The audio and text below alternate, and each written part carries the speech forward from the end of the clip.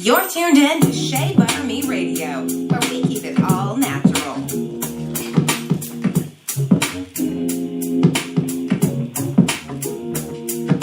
You're tuned in to Shea Butter Me Radio, where we keep it all natural.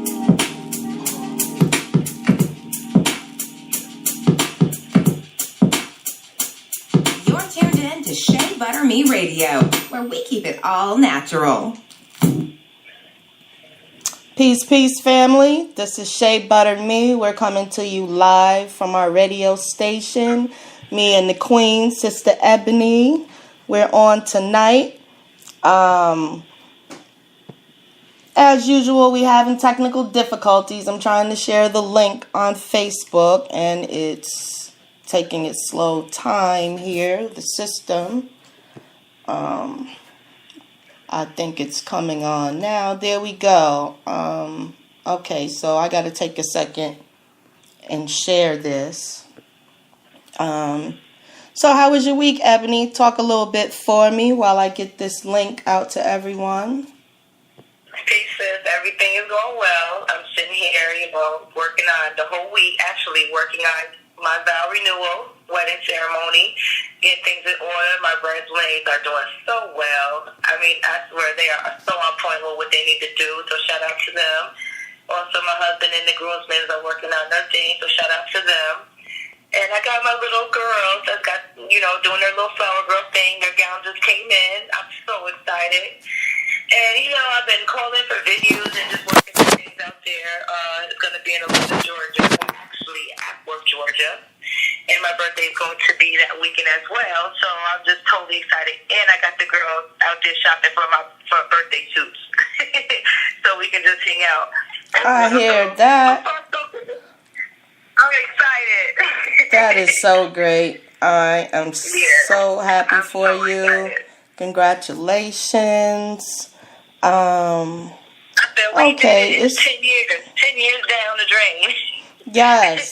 There's more to go, right? Yes. Hold on 1 second. I'm going to have to go into another app here right quick because it's telling me I got to log on to Facebook, which I'm already logged on to Facebook. I'm never logged off of Facebook, but it's just every time we have some powerful information, this is the process. So we're not going to let that get on our nerves. We're just going to keep talking and move on with the show while I'm in the background working out our technical difficulties.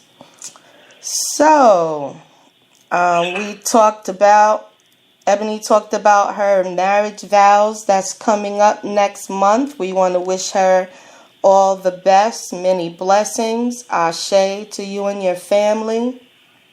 Thank you, sis. Thank you. So, do you want to talk about where it's going to take place, or just this? Is it going to be in New York, or where you guys going to be? We're doing it in Ackworth, Georgia. Awesome.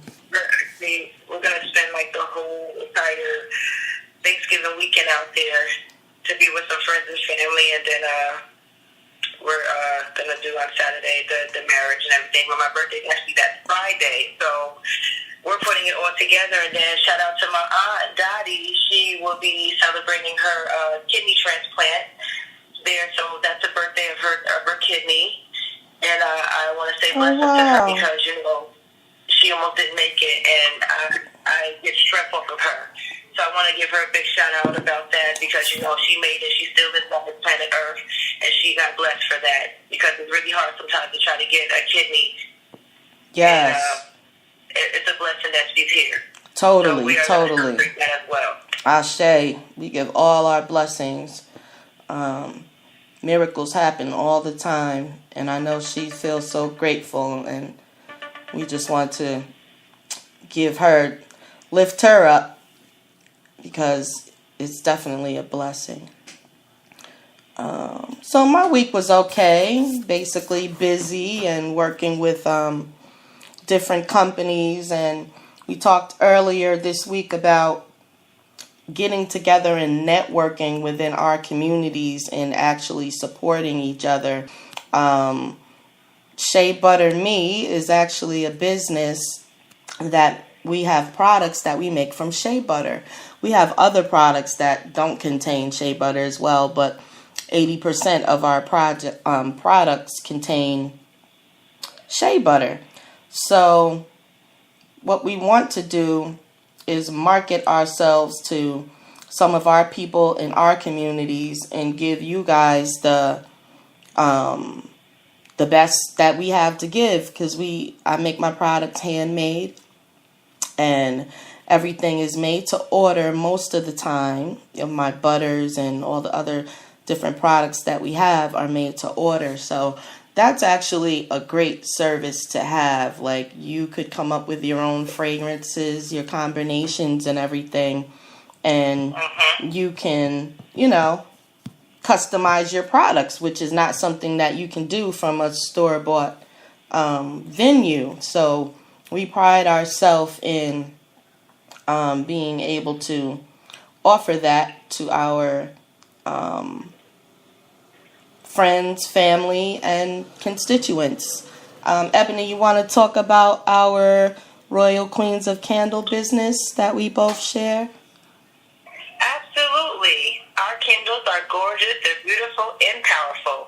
One thing about us, we make our candles from scratch, and we play no games about putting all of our attentions into it to make your house comfortable or whatever setting that you need your candles for. Royal Queens Candles is us two that's getting together, me and Tanya, and we decided that, candles are very powerful. So we figured, a lot of our ladies have been asking us, can you make us some candles? And that's what brought us into this business. And I suggest everyone, please go on our site to check out Royal Queens Candles and see all the beautiful candles made from scratch. And I say one thing about Tanya, she got it. She has done very well so far with the business, and there's a lot of people, especially ladies all over different states, that's been ordering from her. So I strongly recommend that. I also have my candles on there. I do more of the earthly candles. I do sand, she sells, and everything else. Yes. And we've embarked into actually creating and making our own candles as well. So we also have that service for different occasions. I'm going to, looking at the calendar, I have to hurry up and do this, but my plan is I'm going to make my friend and sister a special wedding candle, and I'm going to make that for her from scratch, and it's going to be beautiful. And yes, you can definitely book us, and we'll come to your house. We do venues, vendors, everything. Yes. So you're more than welcome to check us out. Go on Royal Queens Candle on Facebook, and you can book us, or you can order online. Absolutely. And if you're local, we will deliver locally. So I'm waiting for this code that I'm supposed to get from Facebook that is going to allow Spreaker to connect. So until we do that, I mean, we're live, we have our Spreaker audience, but we want to get to our Facebook people as soon as possible. Let me say that I need to play our intro really quick because I can't take care of this and that at the same time. So I'm going to put on our little music and give us 2 minutes. We'll be right back with you. Don't you move. Shea Butter Me Radio.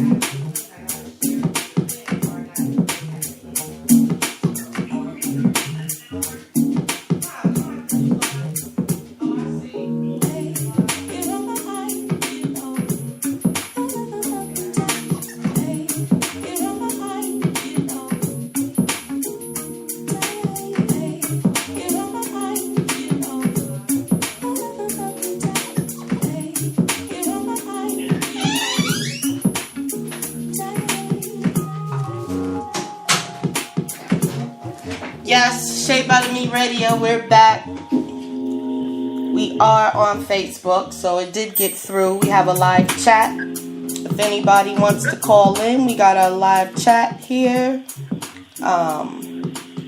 So we'll be responding to people, and I'm sharing it on our other page as well.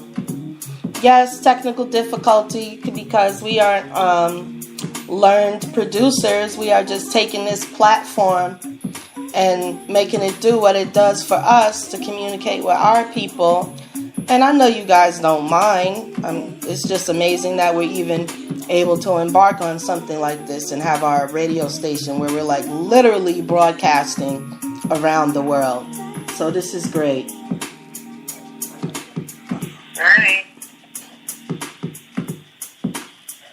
All right. Okay, so we're ready to get into our program. Tonight, we have some wonderful information. We are talking about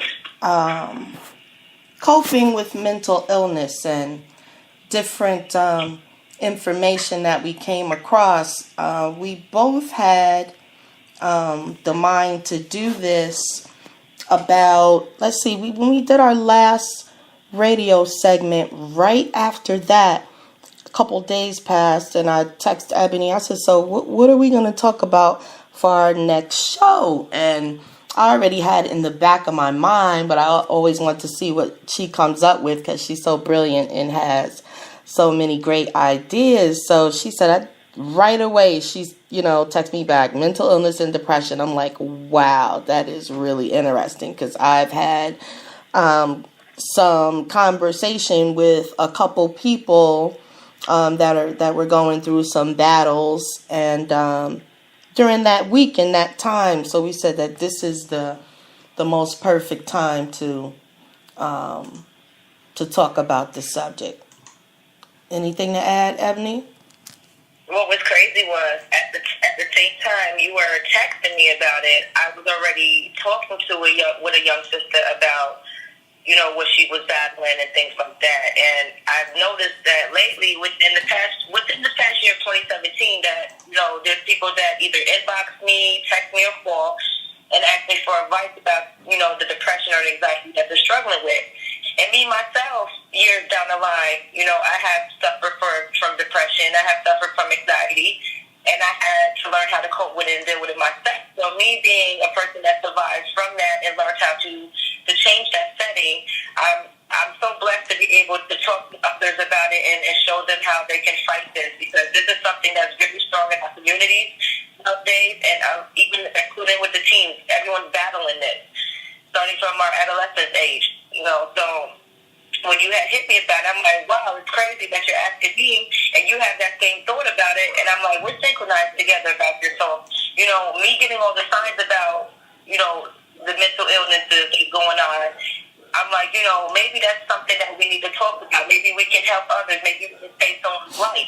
I know people that have committed suicide, battling depression and anxiety, and other mental illnesses. So, you know, just for our upcoming future and the people that are battling now, I would love to do this.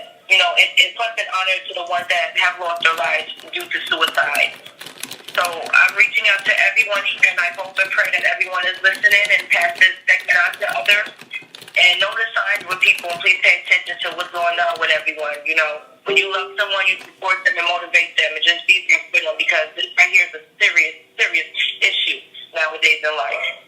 Absolutely, absolutely. That was perfectly put.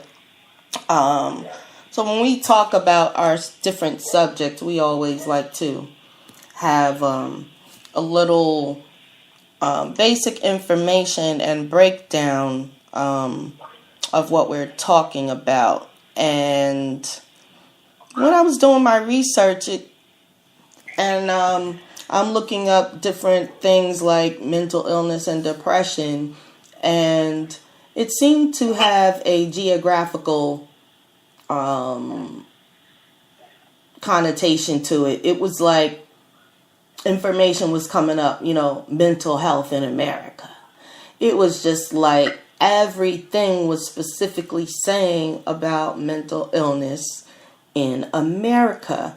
So I took that as, you know, when things keep popping up, you're supposed to pay attention to it. And I haven't really done much traveling around the world, but it does seem to me that as Americans, we do have a lot more, per se, freedoms and opportunities maybe than other countries, but we also have some of the highest level of mental illness in America. So I just wanted to add that. And my reasoning behind it is basically not to try to give it any explanation, but when you have, you know, to whom much is given, much is required, is a scripture. So what I want to add is we have a lot of, anything is possible in America. You could go from nothing to something. You could go from something to nothing. You could be in a disadvantage, and, you know, something can happen in your life and you're suddenly on the top. And there's a lot of contrast and up and down, you know, situations that emotions are being affected. So it's just interesting how the politics of being American is correlated with mental illness. So I just wanted to share that. What are your thoughts on that? I definitely agree. I feel like politics do play a part of a lot of mental illnesses too, because, you know, it creates, you know, I see a lot of shooting, anger, people having mixed emotions about things. And even though this might be a little off topic, but I've even watched American Horror Story season, and one lady, she's full of emotions, and she's taking meds and things like that, and that shows right there in that part of the segment about her dealing with mental illness through politics. So if anybody has watched American Horror Story, the one character, I can't remember her name on there, but she shows her part of, you know, her mental illnesses dealing with the politics. So that's actually a good example for this too. So I do agree with that. Yeah, it's interesting how when I look at certain TV shows, like ever since, like, I guess when you would say you become awakened or you're woke, as we say now, which is just being like privy to information and different things that you're able to break down what you see, some of, what's on TV, and the whole peer pressure. And at one point, peer pressure was like for adolescents, but peer pressure has become an adult thing also. We used to call it keeping up with the Joneses or whatever, but the pressure to be what, we perceive as successful is a lot, is a lot on people. And, some can tolerate more stress and pressure than others. But I do believe that, other than a medical, reason for having a mental illness, no one is out of the loop as far as mental illness goes. You could be the smartest of person or whatever, and, you could develop it just by having this perception of life that, you see all around you, which is distorted. Like, a lot of things are distorted, and it is a lot to deal with, even for a sane person. So a lot of different things accompany, like I was reading where it said mental illness can arise from a deficiency in your body. You could have iron deficiency, potassium deficiency. You could have overactive neurons, or your brain produces a certain amount of electricity for it to operate in what we call properly. And if those things aren't clicking and hitting correctly, due to maybe most times some element or substance you have either too much of or not enough of.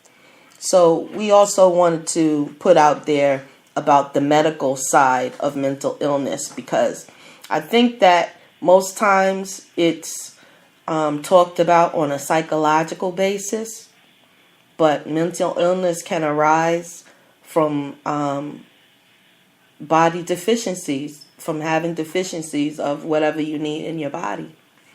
So I just wanted to add that information. What you think about that, Ebony? I agree. And, like you said, like, not only just, like the kids are suffering as adults do, and as far as I've seen in my studies, it was saying about 1 in 4 adults are suffering from mental illnesses alone. And, and this one thing about the adults, including with the children, it's not spoken about a lot. And a lot of people, are too embarrassed to even speak about their suffering from these mental illnesses that, a lot of people don't know, and they become misunderstood. Mm-hmm. And, by them being misunderstood, it makes people don't want to help or don't want to find out what's going on. They're just looking at them, they got something wrong with them. And, they shun it away and not realizing that people are battling inside. So, this right here is something that I've been wanting to touch on for a couple of weeks. And I'm ready to kick this off. Go ahead. You got the floor, girl. I'm still sharing and working in the background, but I got you. Go ahead. Light it up. Wait. Hold up. Let me hit the bowl. Okay. You know how we do. Well, if you have the definition, I would rather for you to clip up the definition so everybody actually gets to know what mental health actually is. Okay, so I got a brief little summary. Okay. I'll go right off of your summary as soon as you're done. Well, let me see. I really don't. Wait, hold on. Okay. What I don't want to do is give some college level definition, and we want to start from the beginning. Oh, we have in a live chat Miss Valerie Stevens. Yeah, that's what we're going to do. We have Valerie Stevens. And if anybody has any questions, they are more than welcome to call in. Yes, we have Valerie Stevens that is on with us, and she talks. Her comment says, children are misdiagnosed with learning disabilities when they actually have mental illness, which is true. Okay. That's true. A lot of misdiagnosis goes on, and we're also finding that you can't treat every type of child with the same information. We'll get into that a little more in the show, but studies have shown that the medication that they prescribe needs to be for specific, like for say a Caucasian child, his medication has to be developed one way. An African child's medication needs to be developed another way. And giving the African child the Caucasian child's medication has been found by the CDC to be more detrimental than of any help. So yes, Valerie, you're correct about that. We thank you for your comment and for you coming on our show this evening. Okay, so we want to get with the meaning, the definition, which is just a basic dictionary definition. And mental health is described as a person's condition with regard to their psychological and emotional well-being. Going back to what I said before, when I did my research, I found out that it's mainly directed towards psychological. So we're gonna keep this on the back burner and say that maybe it's not always psychological. It can be medical as well. And I think that in a lot of diagnosis of children and adults, a lot of the times it is not psychological. It is something they're deficient of that's causing a weird psychological outcome. You see? So, that's our basic. Go ahead. You want to go ahead from there? That's like the intro to what they say it means. Okay. Well, yeah, because like you said, biological factors, such as genes or the brain chemistry could come to play.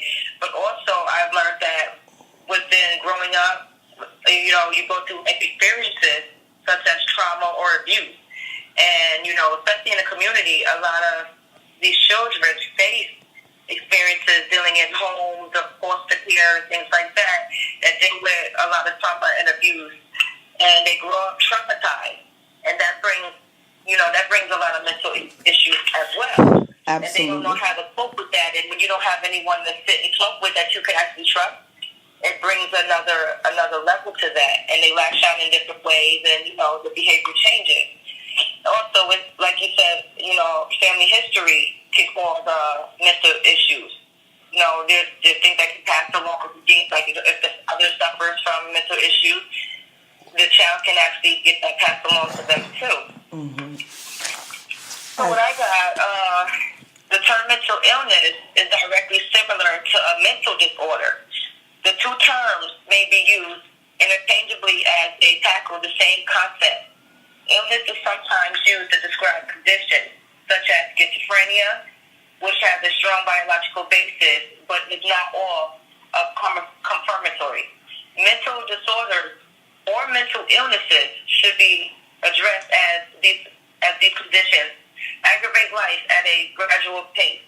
The definition of mental health is a state of well-being where the individual realizes his or her own abilities can bear up with the normal stresses occurring in life, able to work productively by significant contribution to his or her community.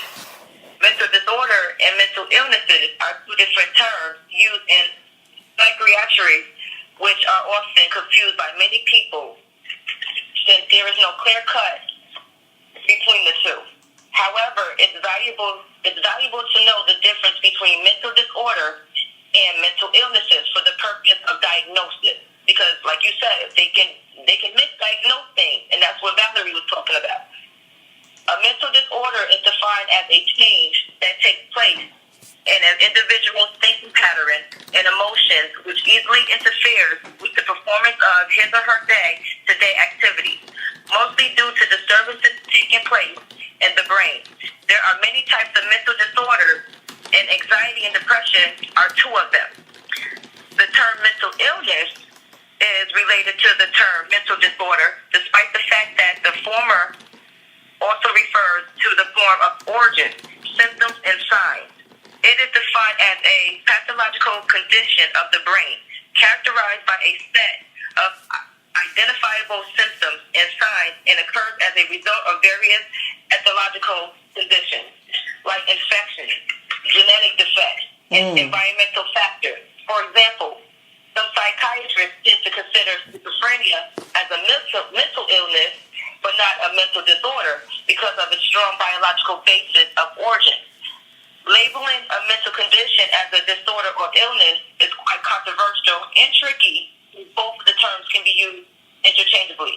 However, some people suggest that the cause of the particular condition to differentiate mental illness and mental disorder. The causes of the mental illness occurs as a result of an abnormal or disturbed chemicals in the brain, like neurotransmitters. Mental disorders occur due to the abnormality in the normal functioning of the brain. So I just wanted to let people know the difference between mental illness and a mental disorder, because some people conflict with both of them and don't know the difference. That is interesting. Valerie also brought up that in our community, we would much rather self-medicate than seek counseling because we don't want to stigmatize. That is a very good statement. We thank you for that, Valerie. We were talking about, different in our different communities. And as I've been observing and looking up information, every community deals with it a certain way.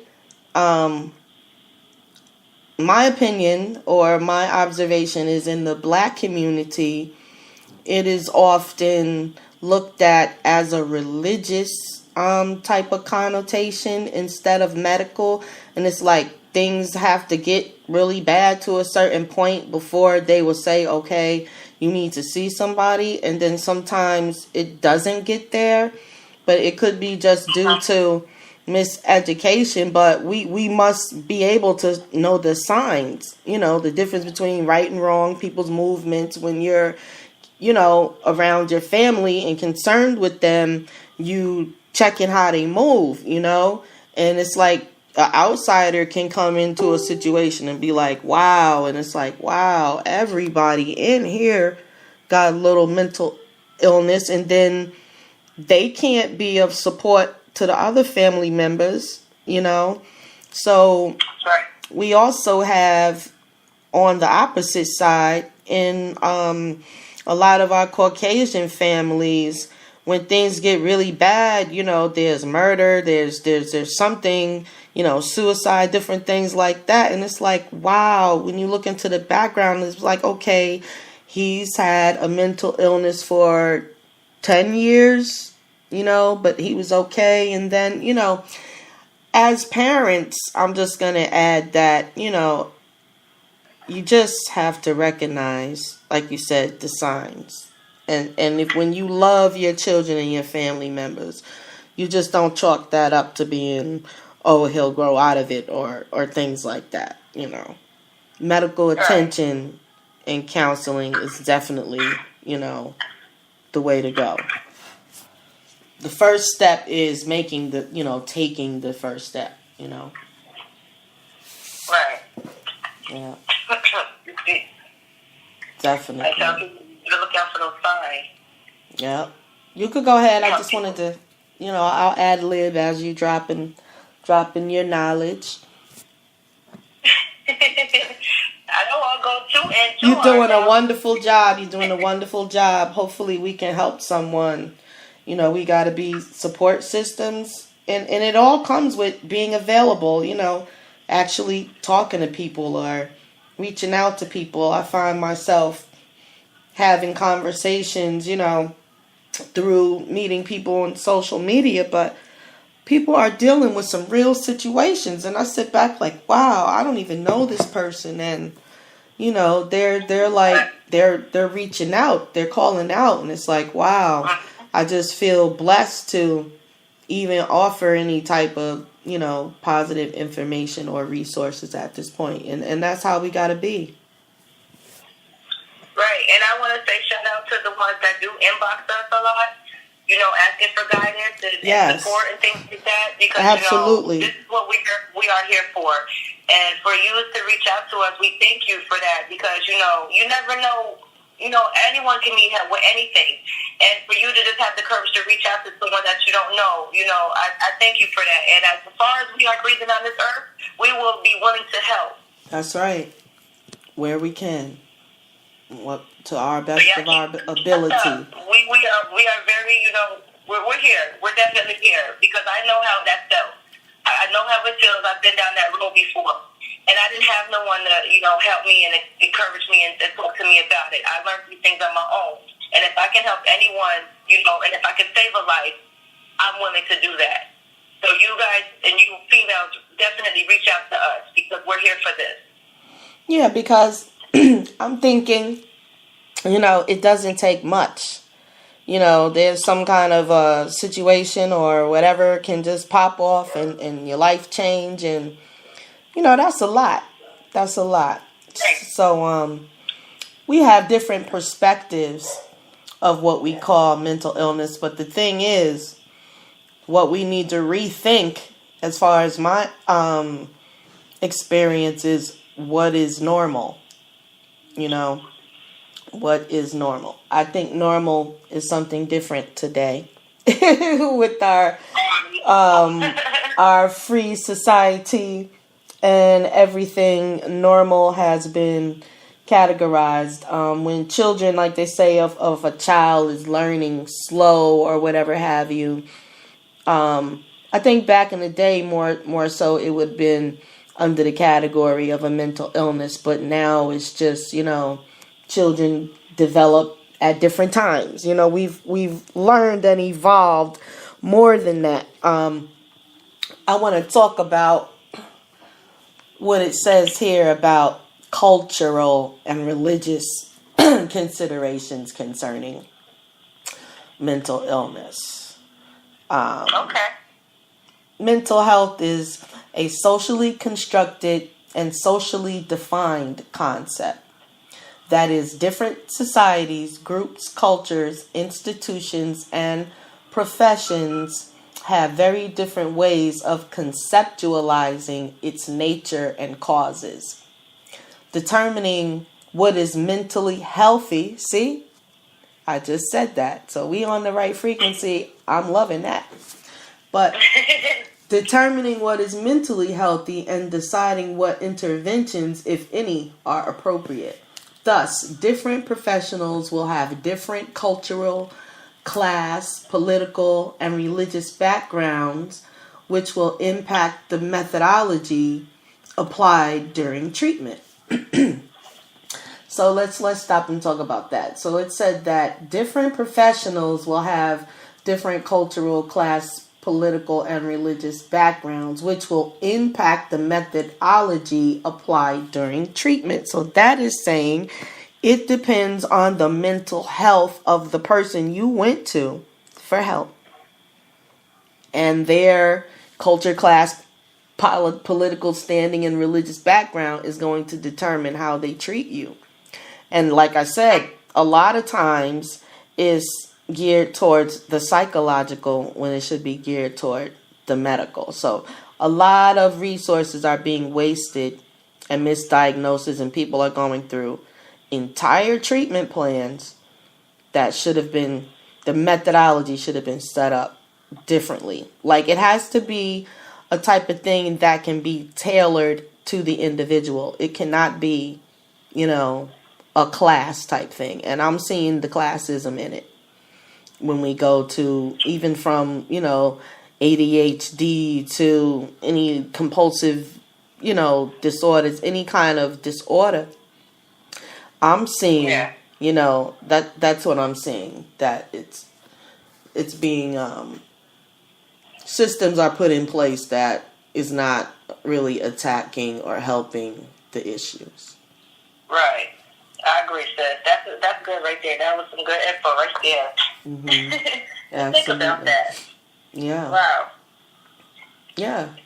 Absolutely. Because, if you go to a psychiatrist and you lay on the couch, who is this that you're talking to? It's always portrayed in some of the movies and episodes that are out there that, the psychologist is just as vulnerable as the patient. You remember the show Sopranos, and how the guy, Tony Soprano, or whatever his name was, he had this psychologist that he's talking to. And she, next thing you know, she's getting hooked up in his situation. So, so it's a kind of like a hit or miss thing. You really have to have the support of a family member or someone that can help you to get the right treatment and the right treatment methods. Absolutely. I want to touch into some anxiety versus depression. Yes. I hear, some people say, I'm suffering from anxiety and depression. And, sometimes I ask them, well, are you suffering from both or are you suffering from one? Do you know the difference between which one you're going through? And, some people don't. Mm-hmm. Yeah. Basically, I'm touching off of the situations that I have dealt with in order to help people out and the questions they ask me. So I just want to answer certain people's questions as well. So the things that I'm talking about is to some of the people that have been hitting me up about certain, situations they deal with. Mm-hmm. Okay. So anxiety and depression are two different disorders which run along similar lines. They share many common features, but it's highly important to distinguish one from the other, especially for the therapeutic purposes. The main difference between anxiety and depression is their symptoms. A person suffering from anxiety will feel apprehensive about one's future and will have troubled thoughts. A person suffering from depression will feel hopeless about the future and will imagine worst cases scenario.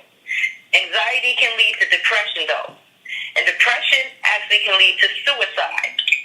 So, they have to know that. Bodily symptoms will occur only after the intense anxiety attack. A huge trigger may not be needed to develop characteristics, physical changes. For anxiety, patients will often display a fight or flight response. Their bodies will often look tense and rigid. But for depression, patients will appear hopeless, drained, and energy less. They will experience changes in sleeping patterns, appetite, and social interactions.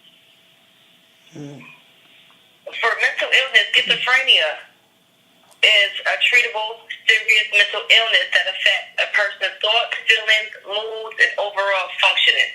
The illness can cause hallucinations, delusions, and unusual behaviors. People with the illness might also have cognitive challenges such as a problem with memory, attention, and concentration.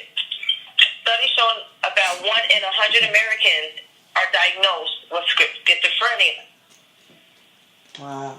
Also, I've learned about in the mental health category, because there's so many different categories of mental health, and there's things that I don't hear a lot of people talk about, which is psychosis and neurosis.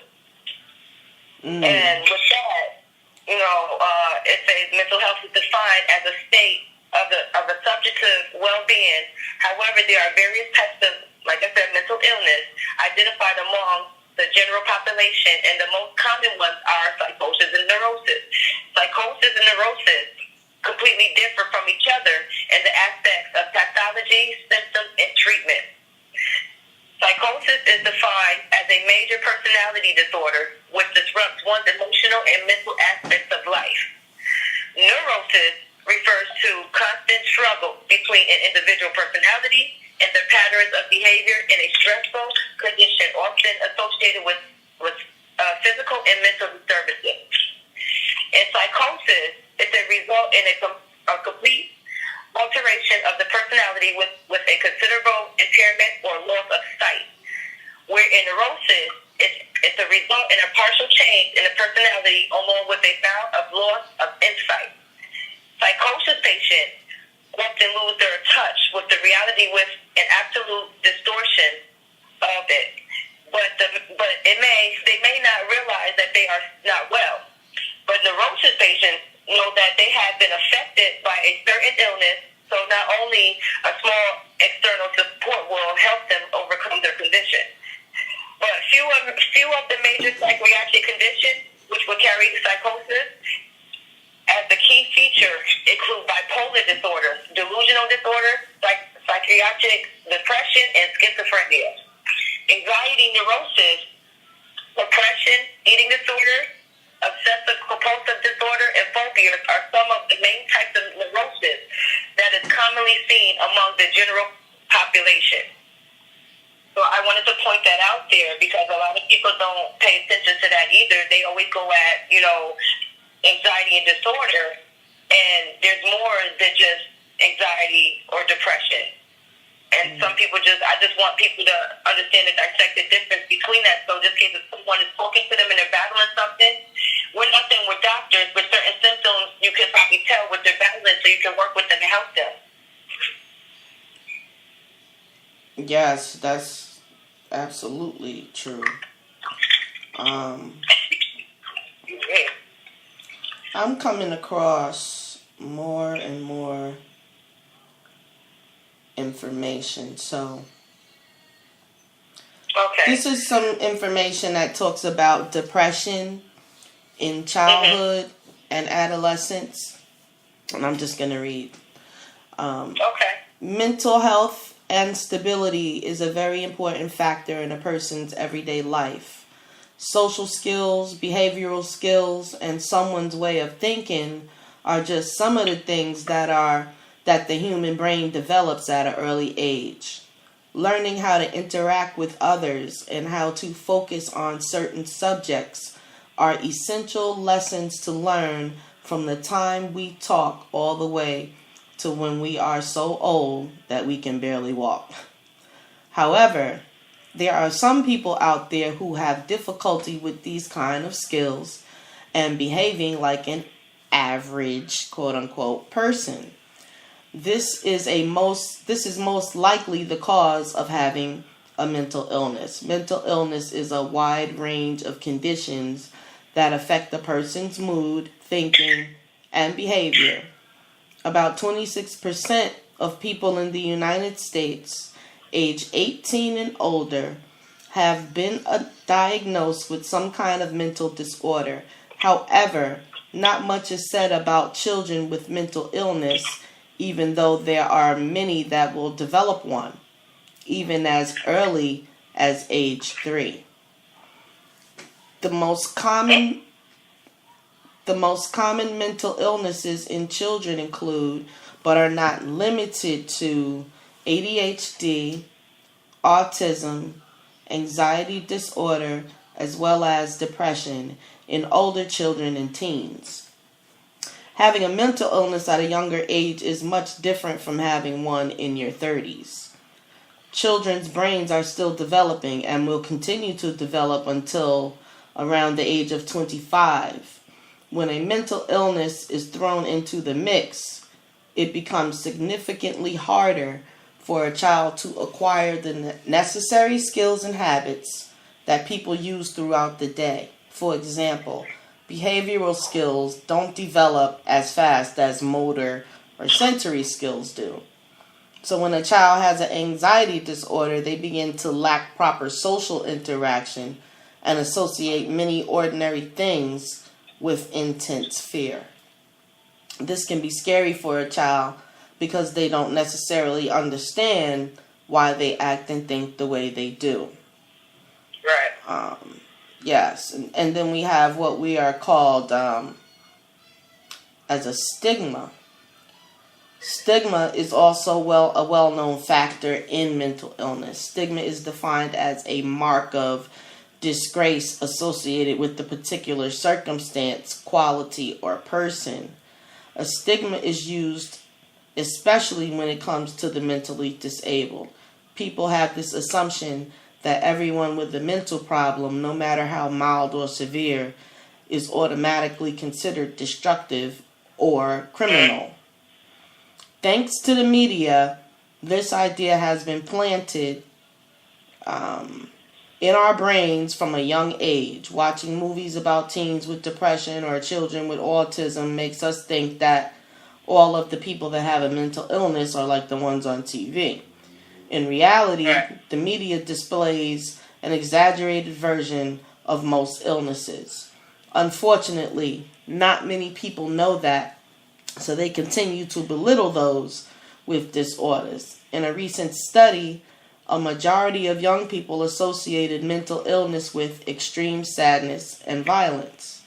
Now that children are becoming more and more open to technology and media, future generations will then continue to pair mental illness with negative thoughts. So a lot of different things play into the stigma of mental illness. But what they thought 50 years ago, 50 years ago, they thought that children were people were either categorized as good or bad. Today it's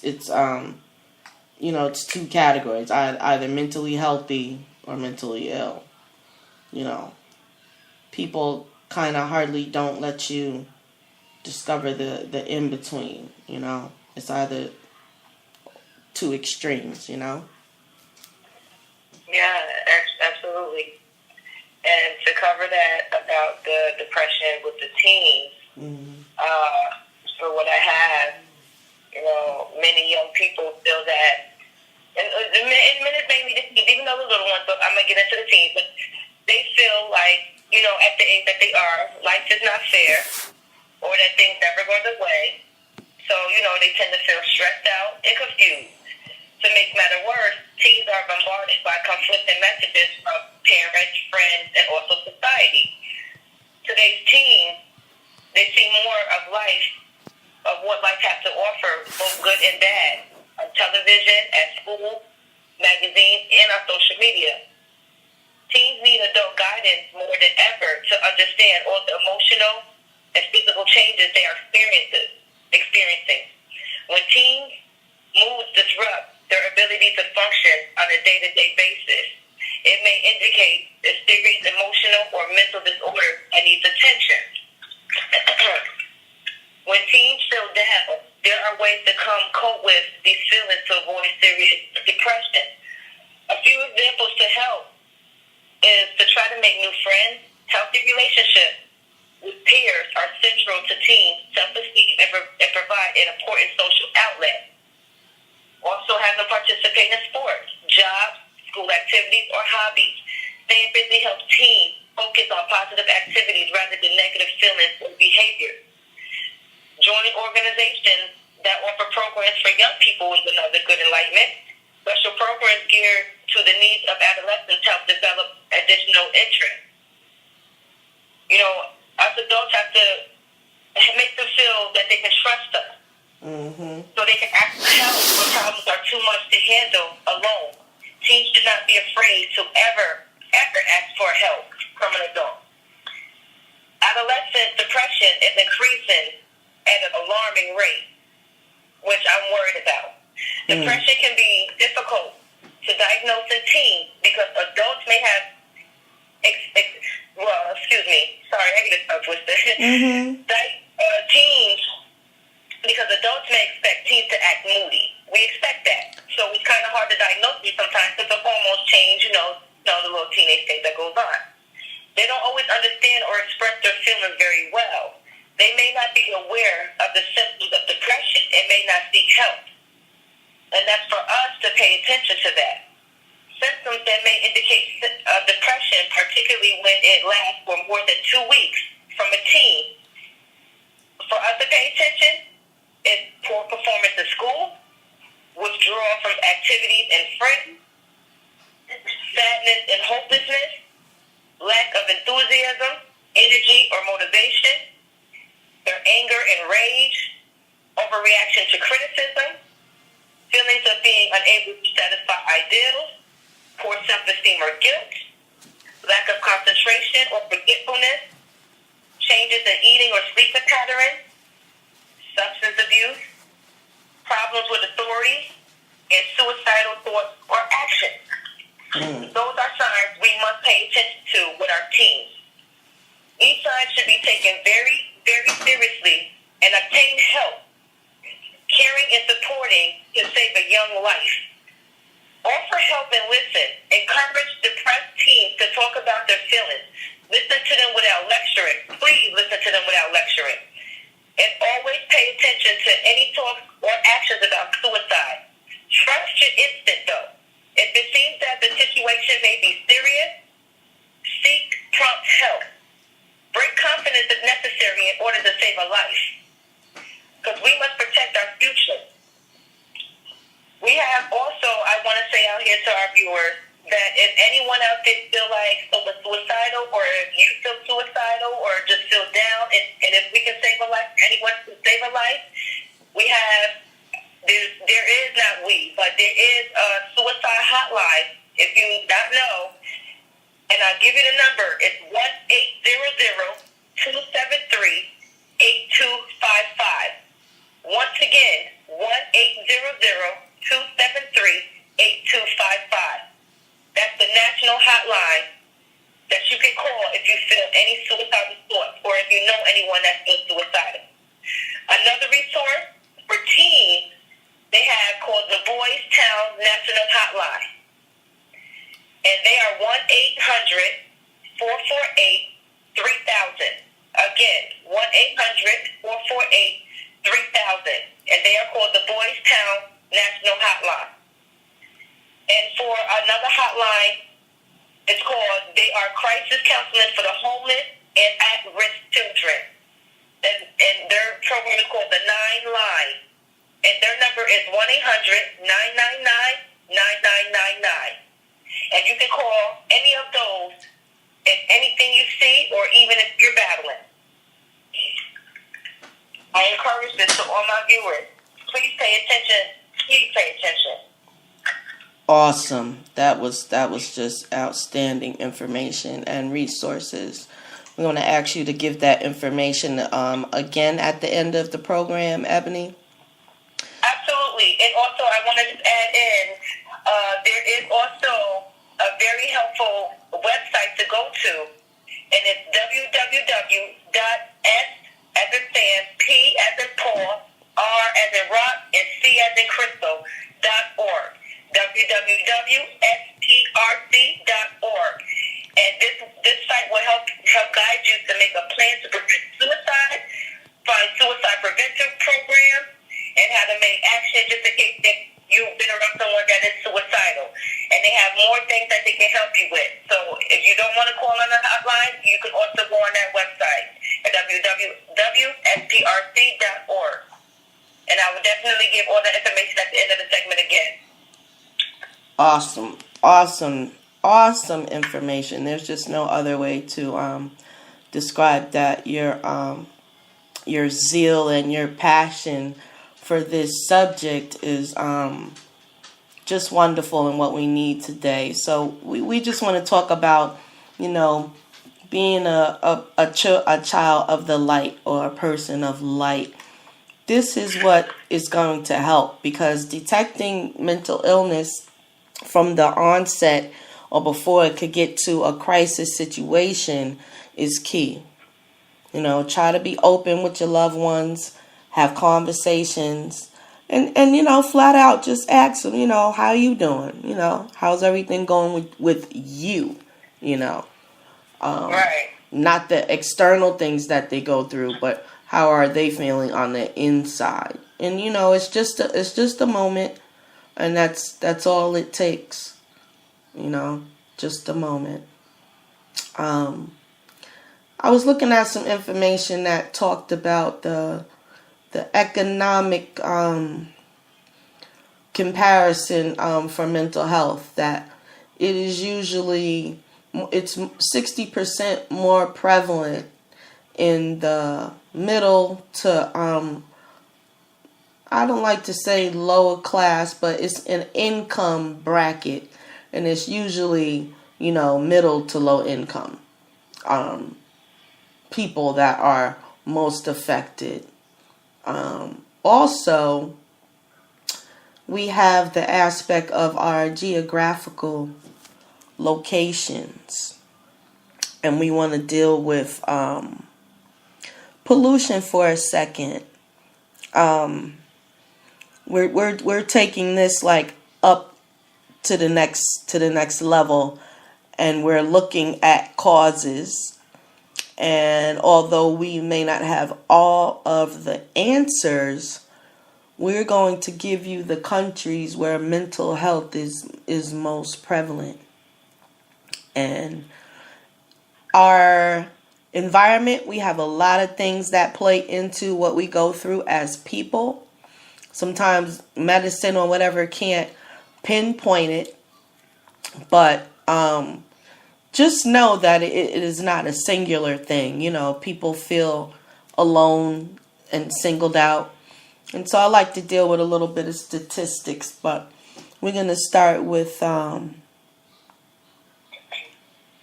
these countries that I'm going to name don't really have a lot of resources.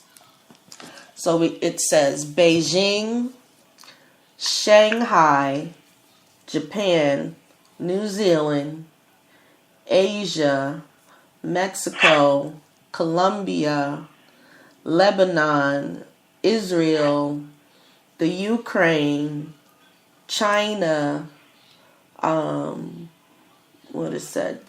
West Bank, the lower incomes in Nigeria, South Africa, and they have the Americas at the end. But I truly believe that a lot of what we go through is environmental as well. And even to say that you can inherit a mental disorder can also be environmental, and you could still pass it to another person. Because you have like families that say, well, no one else has this in our family. You have this one case.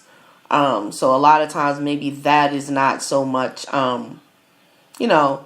hereditary, but, it doesn't mean that it's not environmental as well. So I just wanted to point that out. I thought that was some interesting information. And these countries are all of these countries are in high states of we don't even want to say alert, China, Europe, France, Germany, Italy, Belgium, the Netherlands, Spain, Ukraine, Israel, Lebanon, Mexico, Colombia. It's going down in these countries as well. So, they have their situation that's weighing on their mental health as well.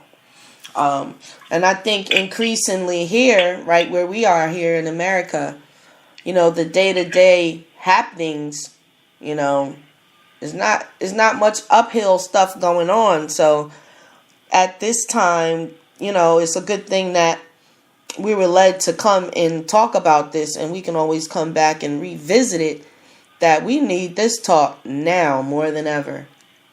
Right. Because there's a lot of different things and different ways that people can be pulled at this time, in this time. So we definitely just want to focus on the children and their safety and getting this stuff detected early on. Do we have anyone that Any questions or anything, sis? Let me see. I had Valerie that came on. She complimented us and said it was an awesome job that we're doing. And I let her know that we're just glad to, be of service, just to share information. We don't have all the answers, but we do have resources, and what we have, we are here to share. What do you think about the connotations of meditation and spiritual counseling? Because I believe that it will help to a certain extent, but it should always be incorporated in the treatment, but not the do all of the treatment. If anything else is needed as far as medication, because let's be real, diet and different things like that has a lot to do with one's mental health. Absolutely. Those things need to be applied, but sometimes, depending on the levels of the mental illness, that some people have no choice but to, get medication. But, a person like me, and I'm going to speak off of my experience, a person like me dealing with that, I never had meds. I was not a person, first of all, I'm not into just pills, period. So, and it took me until I got to about 25 years old to be able to swallow a pill anyway. So, in order for me to cope with this, I had to find things to join. And this is how I wind up getting into activities and hobbies and learning some talent. And if a person is able to not take meds and be able to join group activities and things that make them feel better, along with their dieting and meditation, that can come to a big factor without the medication from the experience that I had. But like I said, it depends on the level of it, because I don't believe I was too heavy under depression where, it was leading to maybe I want to kill myself. I actually got to that level when I was 16, but at the time, I was a teenager, being understood and things like that. And what I did, this is why I got into cheerleading, I got into dance, I played the violin, and once I incorporated all those things, I didn't have suicidal thoughts. I wasn't thinking about the world's going to crumble down on me and why is these things happening to me. I actually wanted finding myself and found some type of guidance to make me happy. That's a good point. Definitely keeping socially active. That probably helped you the most, and interacting. And it was a good thing that, you had a good experience out there as far as interacting. Sometimes that doesn't work for others. They get out there and they get mistreated again. You know what I mean? Right. So right. That's why I said depending on the level of it. Mm-hmm. I just I only can speak from my perspective of when I had it, but I've met people that been stronger with the depression. Mm-hmm. And there's times where I wish I could have reached out to certain people where I didn't even realize they were suicidal and they had absolutely just killed themselves. Mm-hmm. And I could have saved their lives back then. So I do this to have a tribute to certain people that I grew up around that have lost their lives. Wow.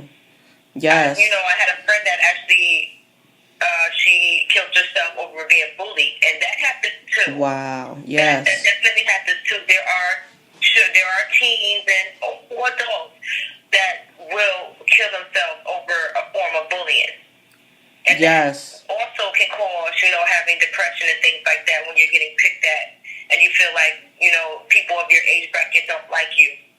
Yep. And it's hard to, don't reach out. But that's the time where the people and the loved ones that's around need to see the signs. They need to talk. How was school today? This, that, and the other. Anybody bother you? Because I would go down the whole list with my kids when they come in. Just because I just feel like I know that I'm a loner type person. I'll go through my own stuff rather than talk to anybody else about it. And so I figure like kids are like that too, It's not exactly a easy conversation to enter into. So I made sure that I had that platform for them, and I still do. And I tell parents, when your children come home from school, you always ask them every day, how was your day? How was your day today? That's right. If you have formed that communication with your child so they can have that trust to be able to open up and talk with you. Right. I make sure I keep an open relationship with my children. My son comes home and he always tells me, Mom, I have a question, or this girl this guy this.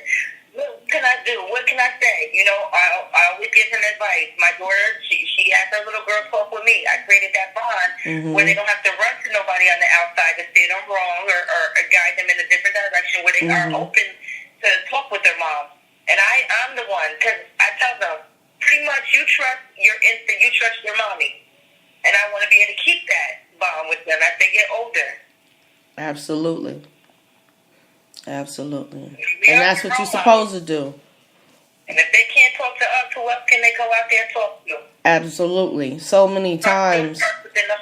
Yes, as a youth, in my youth, that's how the groups of people got together. It was like the groups of, they just had each other, and it looked like, they were brothers and sisters in adolescent teenage groups, and if you get along with a good group, that could be a good thing, Right. Wow. Oh yeah, absolutely. But like you said, it depends on the level, because we don't want to give the persona that there aren't extreme cases and that everything can be healed by talking, spiritual counseling, meditation, etc. We do have to give the 100% about it, that there are levels and cases that are out of those treatment realms, and some people end up institutionalized. But like I said, these are extreme cases, not all extreme cases. I mean, because now pretty much you could have what we would call a nervous breakdown, and CDPC or whatever would pick you up and take you in. Right. It's not like, do you want to go? If you're having, if you're going through this time and that season, that they will, remove you and bring you to a facility. So, like I said, that's when it gets to a point, a certain level. So we just want to talk about the whole entire. Yes. Sorry, I didn't mean to cut you off. No, go ahead. Be my guest. I be trying to get it out before I forget, because girl, I be having so many things at one time. Yes, I totally understand. But I was getting ready to wrap it up anyway, so go ahead. Yeah, that goes back to following what you just said right there. Goes back to the understanding of what the mental illness versus the mental disorder. That shows the different levels of the whole mental health. Exactly. Okay. So we talked about the disorder and the illness. So which one would we say is at the over the level? Is it the illness or the disorder? Or do they both have their levels? I think they both have their levels, as opposed to one versus the other. You know what I mean? Yeah. So far, the people that that do hit me up to ask questions and things like that, it sounds like that they're more dealing with a disorder than the illness itself. Mm-hmm. Because, like I used one example of a mental illness is like schizophrenia. Just like what you're saying about CPC, all those things. Those are more, I feel like, the category of the mental illness rather than the disorder. Mm-hmm. Yeah. I haven't really looked into what our social work system offers, but I'm gathering that it's minimal, you know. And then we don't really know what's going to go on with our current healthcare situation and people that, you know, need to get these services or whatever.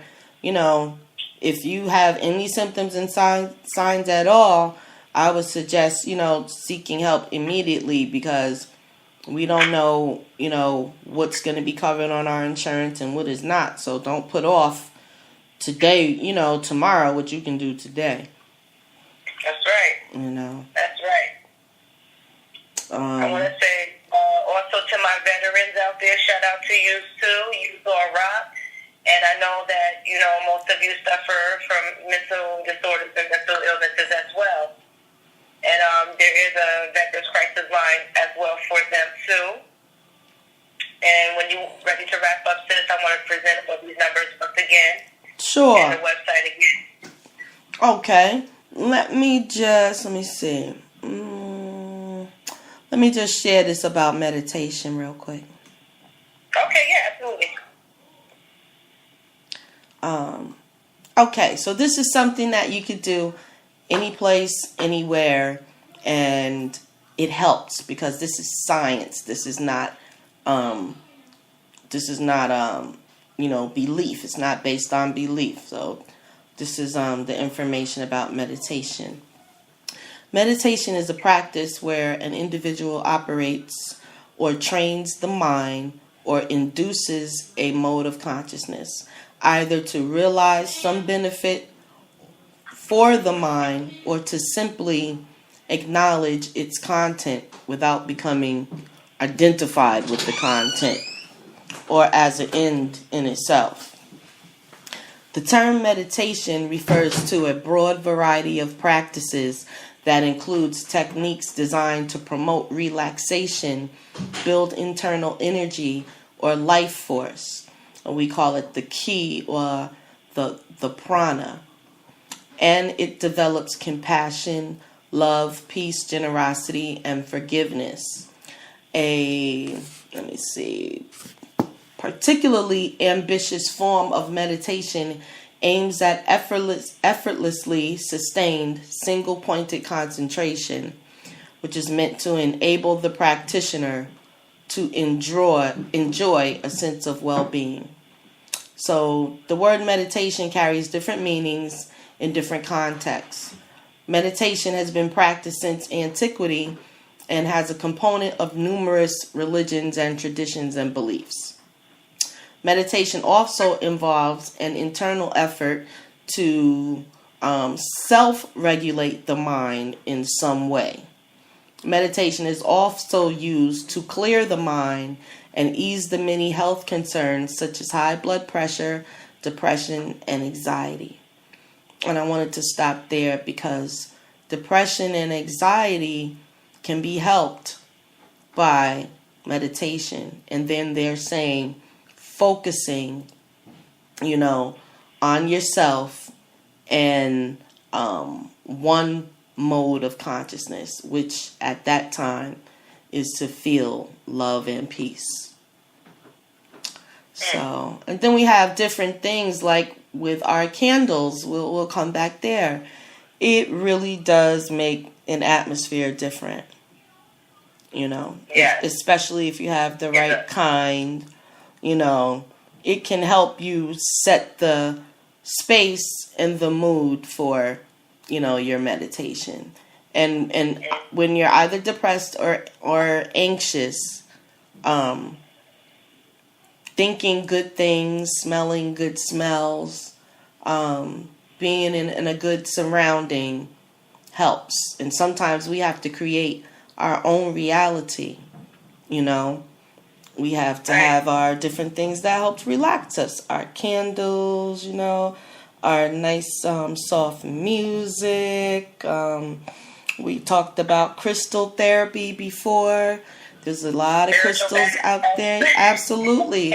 So there are a lot of different things to help us. And we know ourselves. If anything, we do know ourselves. And so before anything can, you know, come on the onset, we need to start practicing these things, the meditation, the being calm, being try to be in a safe place, if at all possible. And we don't want to say that everyone has the, resources of a safe place. So, but for those of you that do, those are a few tools I wanted to mention. So, Ebony, we're going to have you give those resources and contact information one more time before we say goodnight. And we thank everyone for coming out and, or tuning in, actually, not coming out, but tuning in. And we're going to come back and we like to revisit and give some information, whatever new information we get, we will come back and present that to the community. Over to you, Ebony. Okay. Before I give out this number again, I just want everyone know that these crisis workers, they work hard and they're available for 24 hours a day and 7 days a week. So do not hesitate to call if you feel the need to. It's called the National Suicide Prevention Hotline, and their telephone number is 1-800-273-8255. Once again, 1-800-273-8255. And for the veterans, you can call on the same number, but you press 1. So once again, 1-800-273-8255. And for veterans, once you call the number, you press 1. And if you think someone is in immediate danger at that moment, please do not leave that person alone and stay there and call 911. Also, the website is www.sprc.org. And that site is to help you to make a plan to prevent suicide, to find suicide prevention programs, how to take action just in case if there's suicide in front of you, and more questions that you can ask. It's www.sprc.org. Also, we have another website for the team that's called the Boys Town National Hotline, 1-800-448-3000. Then you have the 9 lines, which are the crisis counseling for homeless and at-risk children. That's for children at risk and homeless people. And that's 1-800-999-9999. That's called the 9 line. So please use those if you are in need. Thank you, Ebony. We thank you for giving that information. And I'm also going to ask that when you get a chance, if you would go ahead and post that information on Facebook, go on one of the posts that have the event that we shared the link. You'll see the link that I have shared. You should be either able to, I don't know if you could put it, you could probably put it in the comment, but you can probably edit one of the ones that you have so you can go in and share that information and then repost it. You know what I mean? Okay, absolutely. Yeah. It's very important to do that. Yeah. Absolutely, because these are national numbers that that you're sharing. So, yes, it's not individualized to a person's location. I think what you did was wonderful. You have the national numbers, so anyone that is listening can utilize that information when need be. Absolutely. And just know, y'all, suicide is preventable, so it's important to know what to do. So definitely look into that, because you never know if you have anyone around you that's experiencing those type of things going on in their life. Reach out to your loved ones. Bottom of my heart, y'all. Absolutely. I want to also add to have people show love. Reach out to your loved ones. Come on. Get up off that ego. Reach out to your loved ones. And, whatever positive vibes you put out in the universe, that is what the universe is going to return to you. We all have the tools to make a better and brighter day. So on that note, we're going to end this session and say peace, love, and light. Ashe. Uncle Jah Seneb. And look for the link and the information that will accompany it on Facebook. Peace, family. Peace.